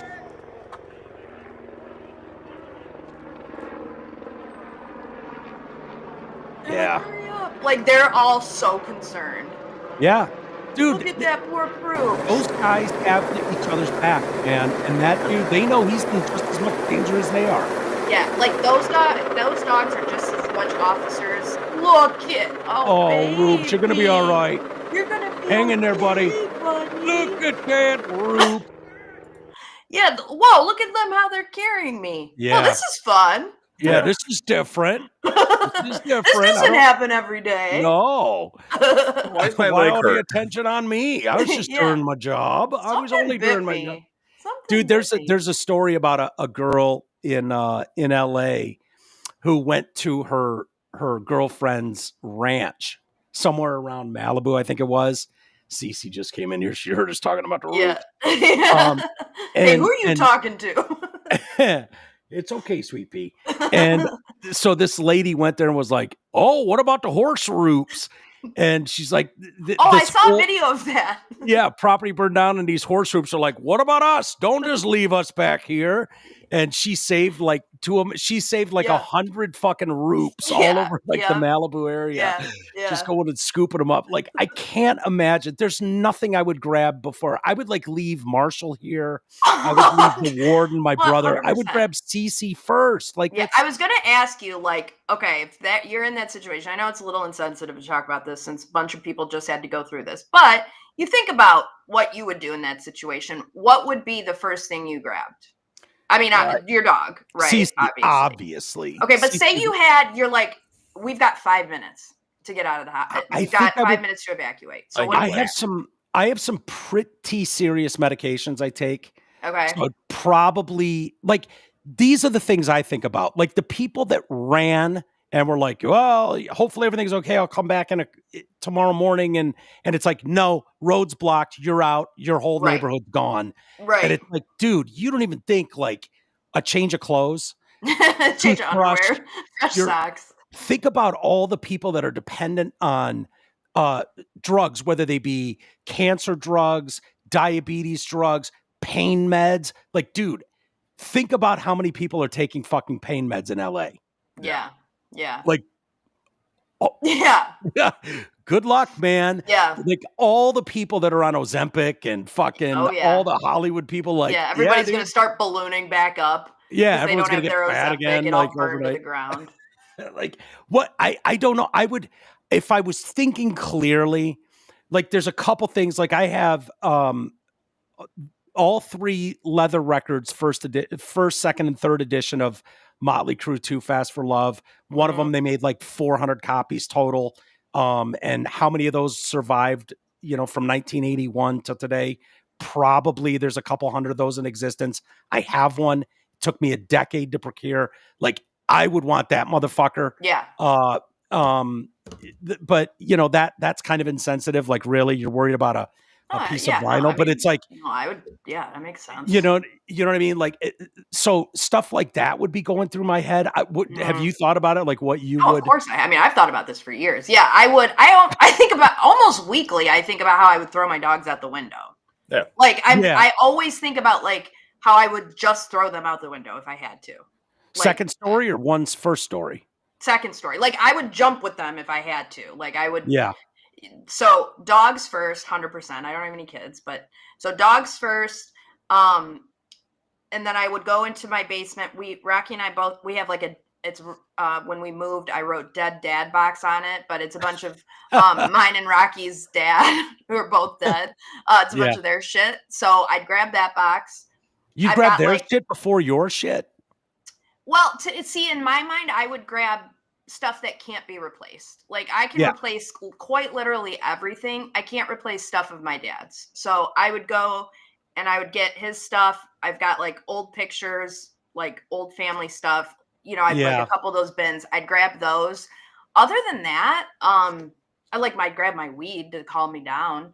But I'd grab probably I'd pack an overnight bag. I'd pack probably just a suitcase of stuff. And honestly, I'd in that suitcase, I'd probably pack my red bottom shoes just because I'd be like, I might need to sell these at some point and get some money. Are those expensive or something? Yeah. They're like over $1,000 shoes. So I'd probably grab those just in case I need to hawk them somewhere. But jewelry. Yeah, I mean, I pretty much wear my ring. That's the only thing I have that's like of value. To me, it's just more and even my jewelry, I can replace it. It's insured. I've got all that shit. I imagine Garrett wouldn't work. Like for me, like childhood photos to people that were born when I was born are in photo albums. Like I don't have a cloud with photos. And my guess is Garrett's whole life is picture worthy. Is maybe there's a couple albums of baby photos, but most of his stuff. And certainly people younger than him are going to be in the cloud and like they're safe. Garrett, have you thought? No, we had a pretty bad situation with a mom's marriage, and I actually did lose a lot of my childhood photos that were in the cloud. Yeah. He just didn't like anything that had to do with my dad before, he was married to my mom. It was a whole situation. So I lost a lot of my childhood photos. I've been trying to regain them from Facebook and stuff. And that's one of those things where the best thing that's actually helped through all this is my dad having physical photos of my childhood that he had at his place. God, they can't burn the physical ones. I would have thought someone like you kept everything in the closet. No. I'm pretty out of the closet. How old are you, Garrett? I'm 27. 27? Okay. Yeah, so the I was iPhone... born 97. iPhone came out in 2007. So you would have been 10 when the iPhone came out. And I imagine people seem to jump on that iPhone world pretty quick. Yeah, right around 10, 11, people started getting them. Yeah, I got it the day it came out in 2007. Mark and I both got the iPhone. I remember that. And like you were showing it off to people. Oh, like, hell yeah. man. You were that was like the cool. Yep. You were so freaking cool if you It was really fun when I was like 14 and I had a little phone that you flipped it up and you had a keyboard. It wasn't a touch screen. And every time somebody would look at my phone, they'd be like, start touching it. I'm like, it's not that, dude. Yeah. 2014, we're not there yet. Or it's like 2020, 10. I don't know why, but I always had like the newest shit, like the day, like as soon as you could get it. My whole life, I probably got that from my parents. They were kind of like that, like the day the VCR came out, the day the microwave came out, the day cable TV was available. Like my mom's, I don't know if it was my mom or my mom's mom or my mom's grandma. I can't remember, but they were one of the first people on their street to have a color television. And I'm like, oh, you guys were like rich. Yep. Bougie. Yep, like my that, parents. Yeah, that's some bougie shit. But see, I'm the makes guy a who lot of sense now. Yeah, it makes a lot of sense. Yeah, I'm the second gen guy where it's like I let all you guys get those, test the kinks out, and then the second generation of that object is always the best one because that's when they figured it out. Yeah. Yeah. What would you have grabbed, Garrett? Do you have stuff like you're probably not on medications yet? No, like Marina has some medications we got to grab, but I got a guitar that I've had since I was 7. It's my first guitar ever, and that's an easy just grab and go. Grab the guns because you never know. Mm-hmm. So that's already guns is a great one. That's a good one. Grab some guns ammo. is a good one. Guns is a great one. And then I got a couple just the personal documents, the passports, any IDs and stuff I have laying around, and overnight bag. I've already got a bug out bag in a closet ready to go. So I've got a pair of clothes, a little bit of food, a little bit of water. Oh, yeah, Garrett, you better hope you never commit a crime because they're going to use that bug out bag against you. They're going to be like, he had a bug out bag, he had ready a mask to go. And money. He was the funniest part is all this bug out bag stuff. Like the reason I made it was because I was in criminal justice class, and that's what the cops were advising we should do is make bug out bags in case of an emergency. Yeah. That's what they'd use against me in court. 100% they would. I watched a trial recently where they were like, and he had a bug out bag. I think it was, God, I can't remember, but the defense attorney ended up getting up and going, did the whole family have bug out bags? Like, this wasn't just him that had one, like he was trying to flee. Clearly the whole family had them. I'm also grabbing this little thing. You never know when you're going to need that.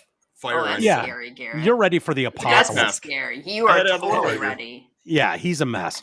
The river around me, it's wild. I know in Northern California, it's super common to have like an earthquake bag already set. Like my sister and Jin Sue and them, they have stuff like, and it's that like they'll tell the residents around there like, have a meeting place, just assuming that communications are going to go down, roads could collapse, like all kinds of shit. It's like, have a bag that's already packed with, first aid stuff and cash, water and batteries, water, snacks, whatever.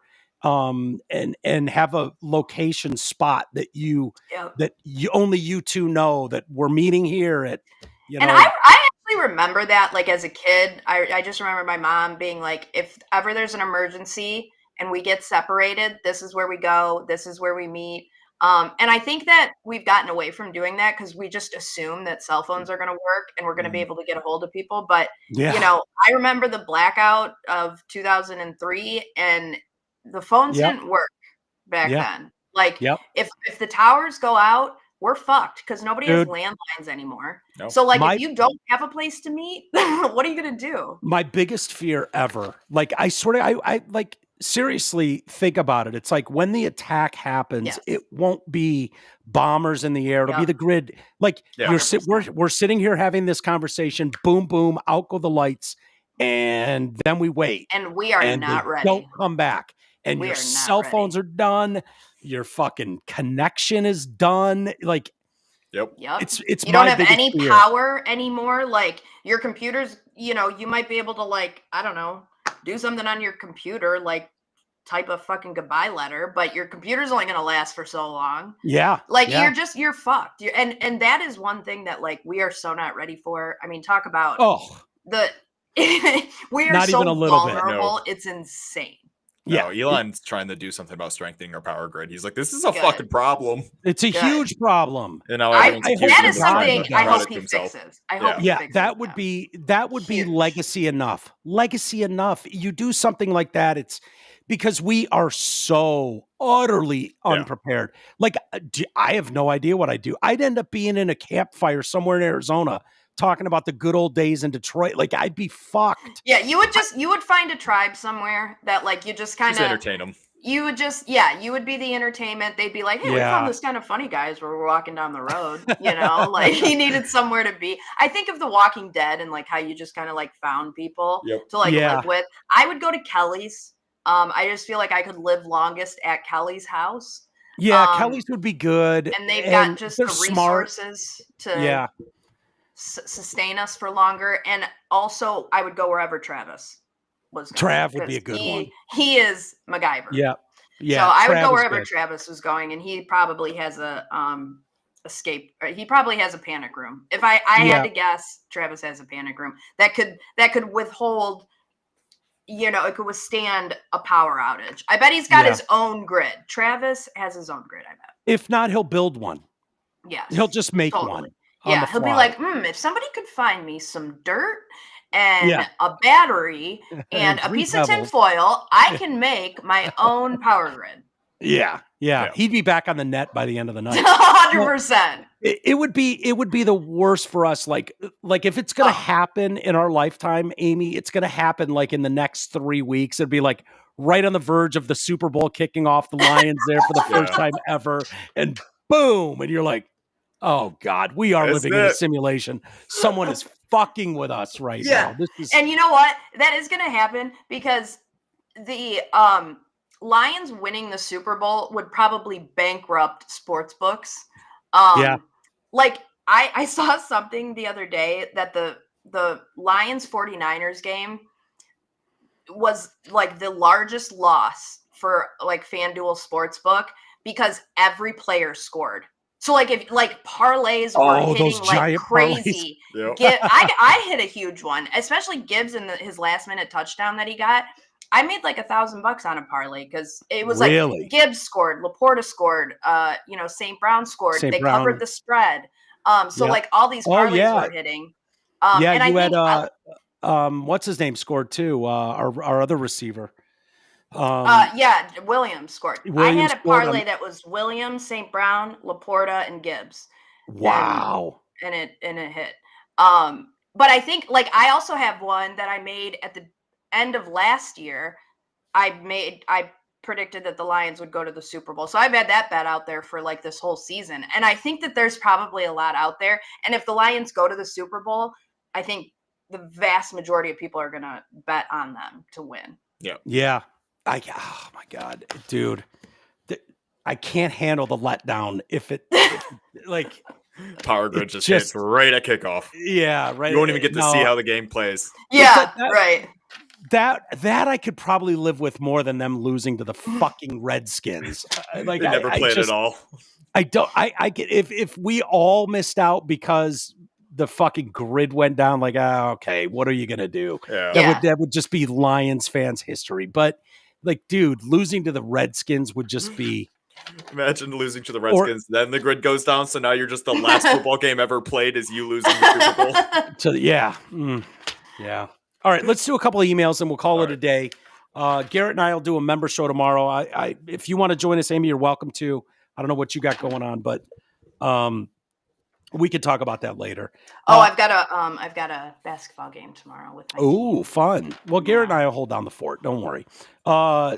Today's show, this goes to yesterday.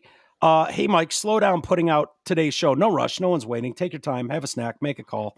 I guess someone, some asshole forgot to post it. Did the whole thing and then forgot to hit post. So some of you weren't aware of that. I apologize. Don't get mad at Aaron. It's not always his fault when he forgets to post it. I remembered to post this show to my ex before we joined. Did you really? I did. Oh my God. I almost said something to remind you, and then I kind of stoned out. And forgot. That's my job. I remembered. Did you and Garrett do that? Or you just did it? No, I just did it. It gives you like an option when you join. Oh, awesome. Yeah. That's great. Yeah, we should do that every time you're on. Lions Super Bowl. Not only is Amy hot, what does that have to do with the Super Bowl? Oh, thanks. She's dead right about being here for the Super Bowl. Everyone that knows me knows I have been a diehard Lions fan and season ticket holder for years. When it finally happens, I can't say or type what it is without choking up a little. I want to be here, not thousands of miles away in the host city. With a bunch of rich people.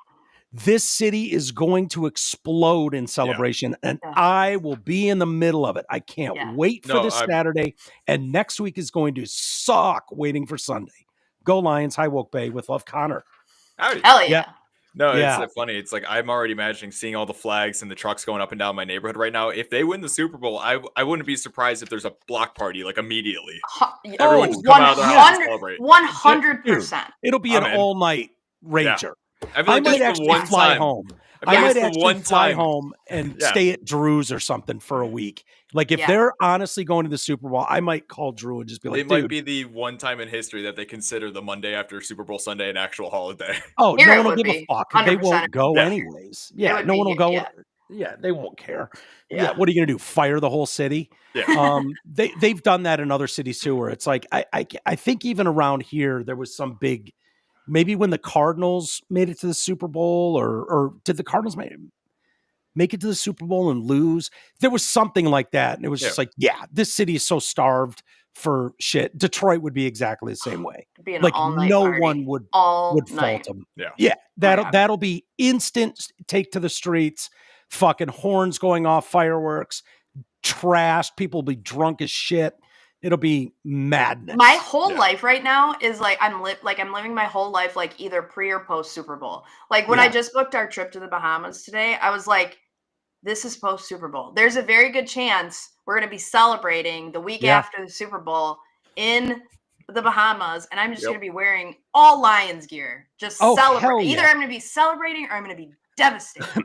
And here's the thing too. I remember when the Wings won the Cup, like we'd be broadcasting the next morning a lot of times after a Cup victory. And towards the end of the show, I remember talking to Drew and stuff being like, I'm going down to the Joe and I'm fucking going to their store and buying like locker room hats. And like, and we'd all chip in and we'd all like, I need a fucking sweatshirt, a hat, t-shirt, like, Red Wings World Stanley Cup champs. Was it the 97 hat that had the suede, like brown bill? Do you remember that? I don't know if that was 97. It might have been. Or was it 98? Yeah, probably have that somewhere around here. I had that. And I just remember it being so ugly I have a memory in my head of it being very ugly. Oh, dude, my brother has some ones from the Niners Super Bowls in the 80s that like my grandpa got. And they're like corduroy. The whole corduroy. They're kind of cool. Hideous, dude. No, it's going back. Yeah. Oh, I bet you could probably wear it now, but it's like there's one that's like got a back-to-back champs from like 88, 89, whatever it is. Yeah, and if you saw a guy wearing that with a mullet, it wouldn't be surprising today. Oh yeah. Yeah. Total no, that's true. That's true. All right, guys, let's call it a day there. Thank you, everybody. Thank you, Amy. Go Lions. Go Lions. Yeah, I won't talk to you before the game. So it's going to be an exciting one. I can't wait for Saturday night. I cannot fucking wait. Garrett, don't you dare tune in and watch. I can't. No, it's my anniversary. I'm good. I'm off. Oh, there you go. Right, good. There you go. Happy anniversary, buddy. Thank you. All right, everybody. Have a great rest of the day. And Garrett and I will see you in the members area tomorrow. Yep. If you're a member, what is it? TDC, patreon.com/TDC podcast. We'll be in there tomorrow. And you know what? Shit. I'll do this. I'll do twice. Let me just do this read real quick because I forgot. I'm so sorry, Nick. This part of the show is brought to you by your insurance expert. Are you paying too much for health insurance? I guarantee you are. Are you uninsured? Health insurance can be confusing. Nick Matthews, that's who you want to call, 248-914-1173. He is your insurance expert. He's an expert in health insurance, life insurance, Medicare supplements, so you don't have to be. Nick, don't worry. I'll give you an extra one next week because I know that hardly counts as we are going off air in this moment. So thank you guys. Appreciate it. Love you both. And I will talk to you tomorrow, Garrett. Yep. See ya. Go Lions.